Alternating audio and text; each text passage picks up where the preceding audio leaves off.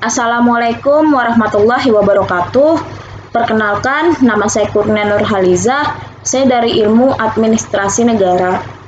Di sini saya akan mempresentasikan tentang gender dan kekerasan di media. Apa itu gender? Gender adalah keadaan di mana individu yang lahir secara biologis sebagai laki-laki dan juga perempuan yang kemudian memperoleh pencirian sosial sebagai laki-laki dan juga perempuan melalui atribut-atribut kemaskulinitas dan juga feminitas yang sering didukung oleh nilai-nilai atau sistem dan simbol di masyarakat yang bersangkutan. Ataupun bisa dikatakan, gender adalah karakteristik pembedaan antara laki-laki maupun perempuan yang tidak berdasarkan dengan biologis. Perbedaan gender dengan jenis kelamin atau seks. Jenis kelamin atau seks merupakan pensifatan atau pembagian dua jenis kelamin manusia yang ditentukan secara biologis yang melekat pada jenis kelamin tertentu. Contohnya terlihat dengan jelas, mohon maaf, seperti laki-laki yang memiliki penis, skrotum, dan juga memproduksi sperma. Sedangkan perempuan yang memiliki vagina, rahim, dan juga memproduksi sel telur. Alat-alat reproduksi tersebut tidak dapat dipertukarkan, sehingga sering dikatakan sebagai kodrat atau ketentuan dari Tuhan atau natur. Sedangkan konsep dari gender adalah suatu pensifatan yang melekat pada kaum laki-laki maupun kaum perempuan yang dikonstruksikan secara sosial dan kultural. Contohnya seperti laki-laki yang terkenal lebih kuat, rasional, dan juga perkasa. Sedangkan untuk perempuan, dia lebih dikenal lemah lembut, berperasaan, dan juga keibuan. Perbedaan gender dengan jenis kelamin atau seks. Perbedaan gender dengan jenis kelamin atau seks dapat dilihat dengan mudah diamati melalui tabel berikut. Yang pertama itu untuk gender, dia dibentuk oleh sosial atau nurture. Yang kedua dapat diubah. Yang ketiga berbeda di setiap budaya. Dan yang keempat berbeda dari waktu ke waktu. Sedangkan jenis kelamin atau seks, yang pertama itu ada biologis, dibawa sejak lahir. Yang kedua tidak dapat diubah. Yang ketiga bersifat universal. Dan yang keempat sama dari waktu ke waktu. Jadi di sini udah jelas perbedaan gender dengan jenis kelamin. Jadi kalau misalkan jenis kelamin itu tuh udah kodrat ketentuan dari Tuhan, kayak orang itu tercipta sebagai laki-laki atau perempuan. Tapi bisa jadi gender atau sifat ataupun karakteristik dari dia itu nggak sesuai dengan jenis kelaminnya dia, karena memang gender itu dibentuk oleh sosial, di mana dia berkembang, di mana dia berinteraksi sesama orang lain atau dia bersosial dengan orang lain. Karakteristik atau pensifatan itu akan muncul. Kayak misalkan contohnya ada cewek, dia jenis kelaminnya cewek nih, tapi belum tentu gendernya dia itu benar-benar cewek. Kayak misalkan karena lingkungan sekitarnya dia ataupun lingkungan sosialnya dia itu mayoritas laki-laki, bisa jadi sifat atau karakteristik dia itu lebih cenderung ke laki. Karena yang namanya gender itu dibentuk oleh sosial dan bisa dapat diubah. Jadi di sini udah jelas perbedaan gender dengan jenis kelamin itu. Setelah itu, apa itu kekerasan? Kekerasan adalah sebuah tindakan yang mengacu pada sikap atau perilaku yang tidak manusiawi, sehingga dapat menyakiti orang yang menjadi korban kekerasan tersebut, dan juga tentu akan merugikan orang yang membuat kekerasan tersebut, karena pastinya orang yang membuat kekerasan tersebut akan mendapatkan hukuman yang sesuai dengan hukum yang berlaku. Kekerasan juga dapat mengakibatkan kematian pada seseorang. Jenis-jenis kekerasan. Jenis-jenis kekerasan dapat dibedakan menjadi dua, yaitu kekerasan fisik dan kekerasan psikis. Kekerasan fisik adalah kekerasan yang mengacu pada tindak kekerasan yang dapat menyebabkan tubuh atau sejenisnya mengalami luka-luka dan memar pada anggota tubuh yang bisa dilakukan dengan cara dipukul atau bahkan dengan senjata tajam yang bahkan dapat mengakibatkan kehilangan salah satu anggota tubuhnya, bahkan bisa sampai kehilangan nyawanya. Dan jenis kekerasan yang kedua adalah kekerasan psikis. Kekerasan psikis adalah kekerasan yang mengarah pada serangan terhadap mental atau psikis seseorang, bisa berbentuk dari ucapan yang menyakitkan, berkata dengan nada yang tinggi, penghinaan, dan juga ancaman. Contoh dari kekerasan fisik itu, kayak misalkan nih, kita lagi asik-asik ngerjain tugas atau lagi nonton drakor atau lagi nonton film gitu. Terus nggak sengaja adik kita datang ke kamar, gangguin kita. Karena kita kesel sama adik kita nggak sengaja tuh kayak mukul dia atau nyubit dia, yang mengakibatkan dia tuh luka memar atau bahkan sampai berdarah.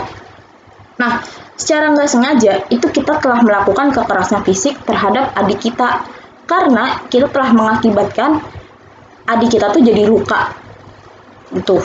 Terus kalau untuk kekerasan psikis itu, kayak contohnya nih, kita lagi nongkrong bareng teman-teman kita gitu. Terus ada salah satu teman kita yang datangnya terlambat. Tapi dia datang terlambat itu dengan santuinya gitu, dia dandan atau pakai baju yang suka tabrak warna gitu loh. Kayak misalkan atasnya hitam, hitam masih bagus. Atasnya merah, bajunya ungu, terus celananya biru. Itu kan kayak beraneka ragam gitu. Terus ada gitu teman kita atau kita yang saking gak enaknya dipandang itu teman kita bilang kayak gini, atau teman kita, ih, lu gak punya baju lain apa? Kenapa sih harus pakai baju kayak gitu? Baju lu tuh gak jelas gitu, tabrak warna, gak pantas. Nah, dengan ucapan kita itu, kita secara gak langsung udah nyakitin hatinya dia, karena kita udah berkata kasar ke dia. Terus, kayak misalkan, kita juga kalau ngeliat orang nih, gimana ya, kita kalau ngeliat orang kayak gendut gitu, atau kurus, atau gimana gitu, pokoknya gak sesuai sama yang di bayangan kita pasti kayak bilang, ih jelek banget, ih gendut banget, ih kurus banget. Nah, secara nggak langsung juga kita udah menyakiti hati orang itu, dan secara nggak langsung kita telah melakukan kekerasan psikis ke dia. Tuh contohnya kekerasan dari fisik dan juga kekerasan psikis.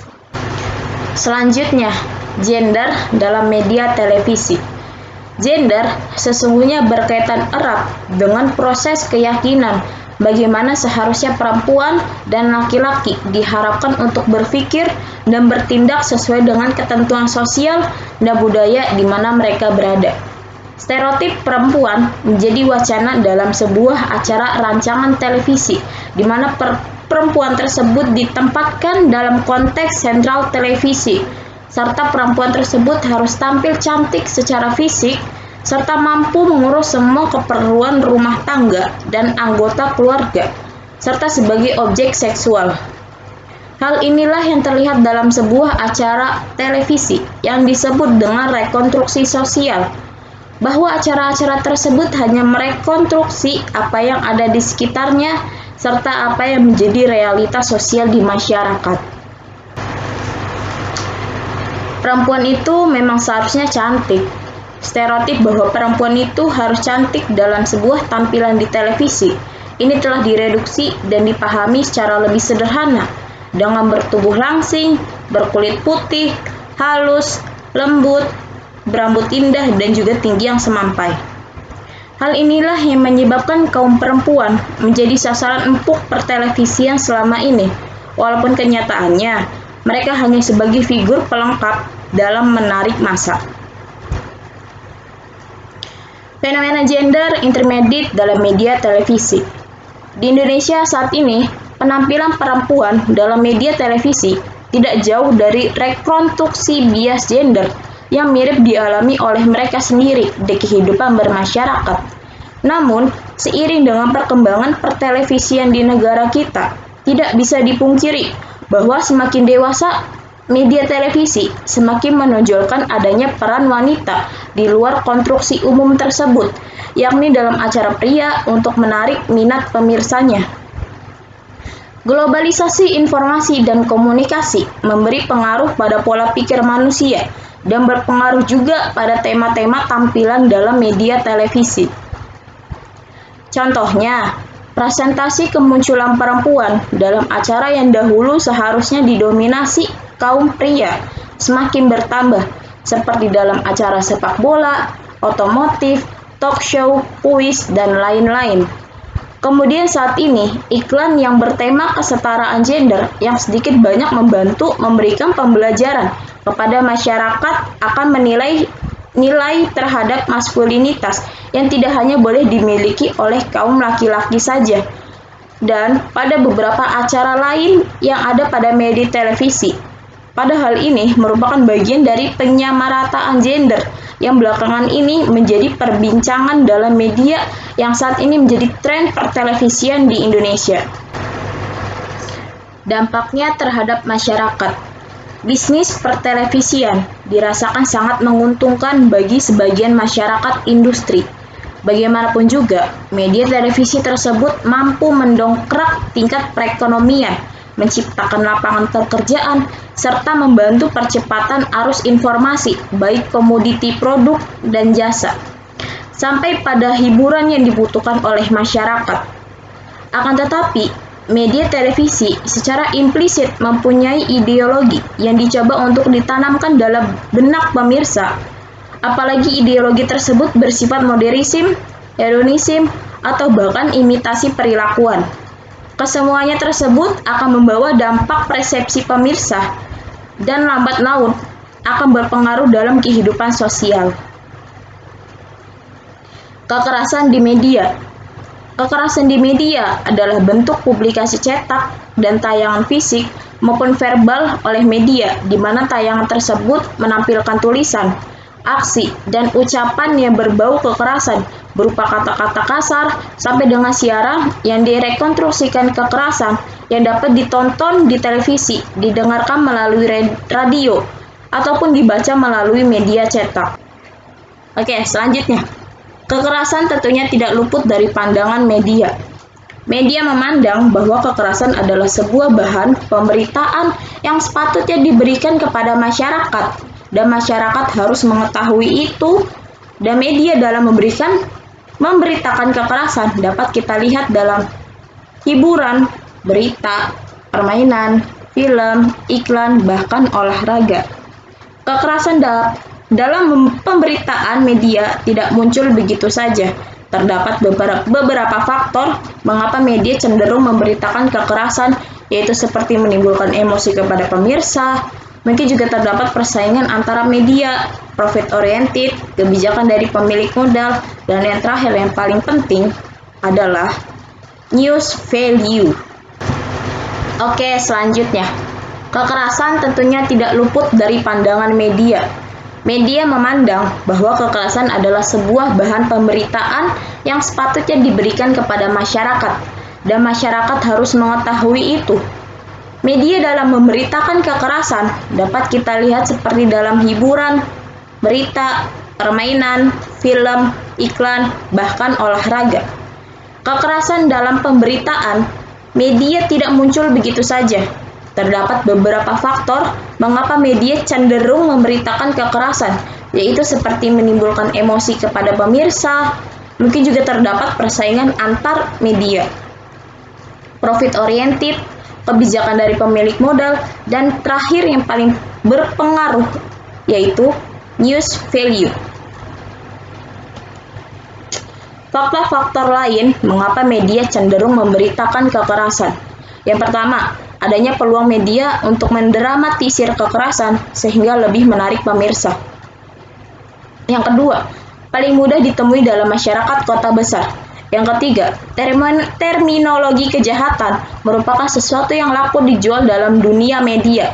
Yang keempat, media kekerasan tidak memiliki analisis lanjut, yang penting diberitakan begitu saja, asal pemirsa tertarik. Yang kelima, media sebagai sarana bagi masyarakat untuk menilai sebuah tindakan patut atau tidak patut. Bagaimana dampak pemberitaan kekerasan dalam media? Yang pertama, copycats, yaitu peniruan kekerasan oleh pemirsa sebagai hasil apa yang dia lihat dalam pemberitaan media. Yang kedua, desensitization effect, yaitu masyarakat akan merasa terbiasa dengan adanya kekerasan akibat media terlalu sering memberitakan kekerasan.